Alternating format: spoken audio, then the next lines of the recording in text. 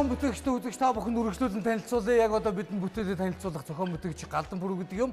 Залуу зохион бүтээгч 2016 уралдаанд 2 санаа бүтээлд оролцож байгаа. Галдан Бүргийг ухтаа авцгаая. За залуучууд өөрсдөө танилцуулаач. За намайг Галдан Бүрэг гэдэг. Би шинжлэх ухааны технологийн сургуулийн механик тээврийн сургуульд маш үйлдвэрлэл технологи инженерийн мэргэжлээ сурдаг.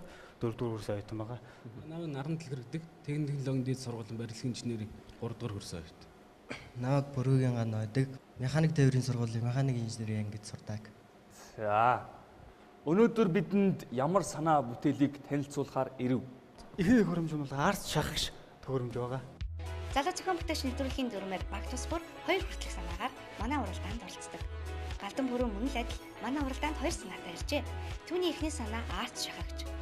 Гэвч хөгчөд энэ санааг шийдлийн хувьд оновчгүй, судалгаа муу хийсэн, амьдрал хэрэглээнд хэрэгжих боломжгүй гэж үзсэн 3 улаан гэрэл гарсан юм. Түүний дараагийн санаа сүүний машин. Сүүний машин 12 ажилдаг сүүний машин байгаа. За ерөнхийдөө сүү яадаг дамбрыг суурилдаг тэр голыг одоо мотортой холбож өгснөөр тэр гар ажиллагаанаас зайлсхийгээд ер мотор 12 мотороор сүүгөө машинд нэгсэн ерөнхийдөө зорилготой байгаа. Энэ моторыг энэ дамартаа эхлээ одоо энэ эргэлт маань жижиг дамартай холбогдоод энэ дамрыг одоо энд фрезертэй холбогдож байгаа л да. Энэ хоёр бол гол нь шууд холбогдохгүй ийм элементээр холбогдож өгч байгаа. Тэгээд энэ моторын гол ирэхэд энэ твхлэгдээд энэ юу дамар иргэн энэ дамар ирэхэд одоо тэр юун дээр гол дээр суурилж байгаа барбон дээр суурилж байгаа гол маань ирэх юм юу та.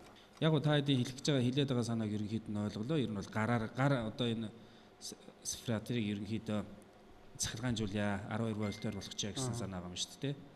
Яг энэ тохиолдолд нэг хүндрэлтэй асуудал нь болохоор яг та бүхэн одоо энэ моторыг болоод яг үндсэн эргэлтэнд өгөх гэж байгаа гол хооронд нь яаж холбохоос юм бэ? Шууд мотортойгоо шууд холбож болохгүй. Тэгээ мотортой бол холболтын хэсгийн хийц чинь бас анхаарал татна. Энэ дээр яагаад гэхээр хөдөлгөөнгүй байж байгаа тэр гинт мотор ирэхэд энэ дээр ерөнхийдөө бас цохилт үүсч идэг. Энэ хийц маань эргүүлээд энэ төхөөрөмж чинь удаан ажиллах хэсэгтэр зарим тохиолдолд энийг ерөнхийдөө дандаа ирмэн дамжуулахын дээр холбосон байдаг л да. Энэ холболтоос анхаарах хэрэгтэй. Шүүгт цогж авлаа.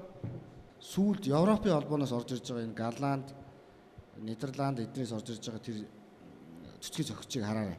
Биднээсийн уламжлалт тэр цэцгийн зохих аргаас нэг 8-аас 10 орчим хувь илүү тосыг ялгаж авч чадж байгаа шүү. Тэр хийцийг хараа сайжруулахгүй одоо наачид бол юу нэмэгдэж байна гэдэг зүгээр хүний гараар эргүүлж ирсэн тэр хүн махвикийг л захлагаа хөдөлгөөрөөр тавиал авчих гэж байна шүү дээ. Тэ. Тэгэхэд одоо наадах чинь би бодож чинь зүгээр их баг шиг аккумулятор газар бол нэг удахгүй дээ. Тэгэл байхгүй болох ба. Тэгээ моторынхаа эргэлтийг зөв тооцох хэрэгтэй. Тэгээ эргэлтээ зөв тооцохгүй бол тэр ишгийнхаа амрынхаа хэмжээг өөрчилж ижил тааруулах нь шүү дээ. Тэгээ чадлаа л эхлээл зөв тооцох хэрэгтэй доо. За ингээд шүүгчд гэрлээ насааж цэцгийн зохиогч машин 2 дугаар шатанд тэнцэхүүгүй юу гэдэг шийдвэрлэгдэн нэг ногоон гэрэл аль хэдийн асжээ. 2 ногоон гэрэл асаж тэнцлээ. За залуучуудаа. За цэцгийдээ л уулзах нь шүү дээ. 2 дугаар шатанд бүгдээрээ баяртай. За.